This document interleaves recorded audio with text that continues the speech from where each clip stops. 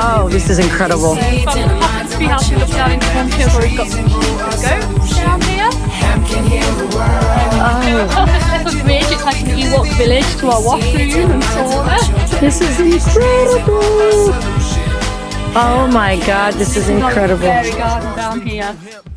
We live here at Lorica Farm. Our website is loricafarm.com. Our Facebook and Instagram pages, you can find us at Lorica Farm. And if you're specifically interested in the hemp house, then there is a Facebook page called Lorica Farm Hemp House. We met back in England. We were both into outdoor sports, walking and biking and hiking. So our literal first meeting was hiking in the Lake District in England. We hit it off pretty quick, I think. Yeah. We got married just over a year later, and then we moved to Canada in 2009. A couple of years later, we bought Lorica Farm, which was just empty land at the time. We really just wanted to grow a few vegetables and self-sustain, but the whole journey just spiraled out of control. So we started getting a few pigs because we needed to regenerate the soils around here, and before you knew it, 3 years later, we had a number of restaurant contracts, CSA boxes, markets, events, workshops, kids camps, you name it, we were involved in it. So it's been a bit of an epic ride so far. Yeah, we met through a walking magazine actually. I put an advert in the magazine looking for somebody to go walking with, just a companion basically. Cathy responded one night after a few glasses of wine with a friend, I think. And yeah, then we hooked up and actually met in the Lake District and went walking together and kind of hit it off straight away. Okay, so the treehouse that we're in at the moment is kind of a reactive building, if you like. We initially built the upstairs up on stilts a couple of years ago, and what we wanted to showcase, because this is a very sustainable farm, is how much you could build with reclaimed materials. So everything that went into the building of the upstairs was construction waste, really. And then we had a fire last Thanksgiving and our house burnt down. And we had to live in some RVs over a really cold Canadian winter. It just was not fun at all. So it was at that point that we decided we needed to utilise that building a little bit more. It had been used for yoga and as a classroom and that kind of thing. And so we spent that winter just doing up this downstairs. We boarded it all in and made it into a living area with kitchen, dining room, 2 bedrooms. So this is our temporary house now while we build the hemp house, and then next summer we have started renting it out. So we've got a few weddings booked next year, and the wedding party are going to stay in here, and it'll be on Airbnb, so you can come and stay in a tree house on a sustainable permaculture farm. So we're in this position of having to build because of the fire last year that destroyed our home. We do a lot of farm tours and a lot of educational stuff here. So we often talk about sustainability and regeneration of the environment and that kind of thing. So we talk the talk, and we wanted to be able to walk the walk with this house. I remember seeing Kevin McLeod, an architect in England, building his own housing development years and years ago, and talking about hemp and talking about he couldn't find a comparable product in terms of sustainability, in terms of safety on the work site, and functionality as well. So we really wanted to explore that some more. So we started doing our research. We looked at all sorts of different building techniques, everything from cob to rammed earth to prefab steel framework, everything. But again, we were in the same position. We couldn't find anything that performed as well as hemp on every single level. So we had to fight a bit to get it approved here in DC. We had to go through an envelope consultant to get it written off. It's been an uphill battle the whole time. But we're here and we have it permitted now. It's all to code. And so framing's up and we're ready to go with the hemp. Well, the difficulties with the permit are basically around the requirement in the BC building code for a rain screen system.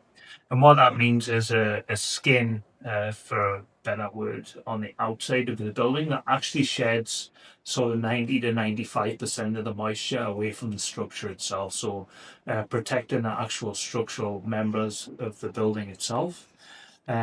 And we couldn't really get around that with our envelope consultant. And so we ended up with a cavity between the structural portion of the building and the actual skin on the outside, which is about 1.5 inches in width.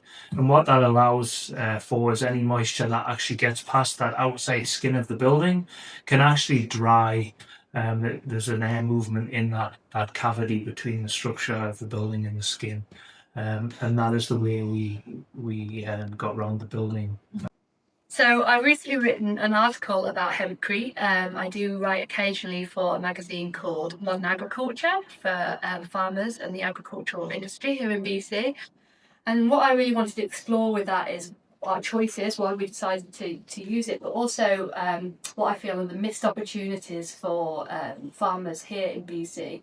So we see programs in Alberta and some other provinces, Saskatchewan, where farmers are supported to grow this on a large scale. But we have a great climate here for it actually in BC. And so I know there's a few farmers that have formed a cooperative on the island, and I wanted to think about why we weren't doing that more, why it wasn't being supported for farmers to diversify and get into hemp a little bit more. I know that the lower mainland here, the property is super expensive, so that maybe doesn't make it viable, but around the interior would be a great place to grow hemp, and I really think we need some government backing on that, and the whole promotion of hemp processing, I think, is one issue that we keep running into. You can find the article in the magazine in print at Modern Agriculture, which is a free publication, or you can find it online at their website, which again is modernagriculture.ca. Oh, this is incredible. So from the top of the treehouse, we look down into one field where we've got some sheep and goats down here. And go across this little bridge, it's like an Ewok village, to our washroom and sauna. This is incredible. Oh my God, this is incredible. Our fairy garden down here. We do a lot of kid camps and open days, tour days, that sort of thing. So the kids love to be in here. It's nice and shady in the summer. They come and do arts and crafts, and they eat their picnics next to the goats. And it's just like a little bit of escape. They're outside, but they're on the farm. They're kind of secluded, and there's no kind of scripted play. They have to make up their own play and do their own thing, and it's just magical to see them all buzzing around in there and enjoying the animals. So hey guys, thank you so much. It's been a really blessed day coming out here to meet you guys and see what you're doing. Yeah. I mean, this is like I couldn't have scripted this or made this up. We had to come here, and I knew nothing of what you guys were doing. I feel so honored that you've invited us out here to look at this project that we're doing. I can't wait to get the hemp in the walls. Yeah, no can we. Oh my goodness, we've got to get that container on the water as soon as possible. Yeah. And cause I think scheduling wise, we're looking at around mid-December, I think. I think so, somewhere around there. Yeah. As long as you can make it nice and warm for us. Yeah, we'll make it nice and warm. So we can Dry too, right? And dry. Oh yes, this is the rain today. This has been reminiscent experience from years ago. Wet. And I came back from New Zealand, come back to the warm weather in California. Yeah. And I mean, down where I live in New Zealand, we get about 40 good fishing days a year. That's it. The rest of the time it's driving rain, 160 kilometers an hour, and it's blowing a gale. I mean, it's wicked weather. So I'm used to this. I'm not used to it. I'm used to the sunshine now. Diana's dragged me all the way to Canada here This is an awesome project. Mm-hmm. Now, Excited. Do you see any future for hemp on your farm? Do you know, we were taken by surprise a little bit, really, because I'd put on our farm Facebook page that we were building a house and we were using a hempcrete, and it was a little bit different. And the next day I had 80 messages in my inbox from people who were interested in the product and asking about it. So we separated that out and made a new hempcrete page, and the interest has been immense. We did not see that coming at all. We didn't. It was a surprise. So It's been a good day, Diana. We went and visited Ian and Cathy Findlay out at their place to do a pre scout of the project that's coming up in December of 2017 for some more hemp install. Oh yeah! And then we've got we met with Brandon, who's just finished an install over on Vancouver Island. Big install. That was a 2,000 square foot house. And then we met with some people doing lab work for CBD and medical marijuana, which was kind of a, kind of filler in for the day to see what these guys are doing. And now we're home, ready for a bit of nine-eye, and then getting ready to head to Portland tomorrow for another big day of shooting at a winery. I think tomorrow's coming up. So anyway, that's tomorrow's outlook. This is Greg Flavelle from Hemp Technologies, and we're on the HTTV Hemp Building Reality TV show. Hey guys, we've had such a wonderful time in Vancouver, British Columbia, and we met with some lovely people yesterday building a hemp house. Coming up, we're going to be circling back around here, I think about the middle of December before Christmas, and get some hemp in. And we've met some wonderful people, we're just wrapping up now. And look around us. We're in absolute winter wonderland of Vancouver, British Columbia. We're about to leave and go off to Portland for the next leg of our journey. And wow, look at this.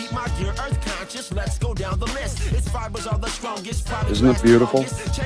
You too could live in a wonderful hemp house in this sort of paradise. In Canada, where they're growing hemp, we're going to be producing hemp houses all over Canada. I mean, what better location than this? This is wonderful.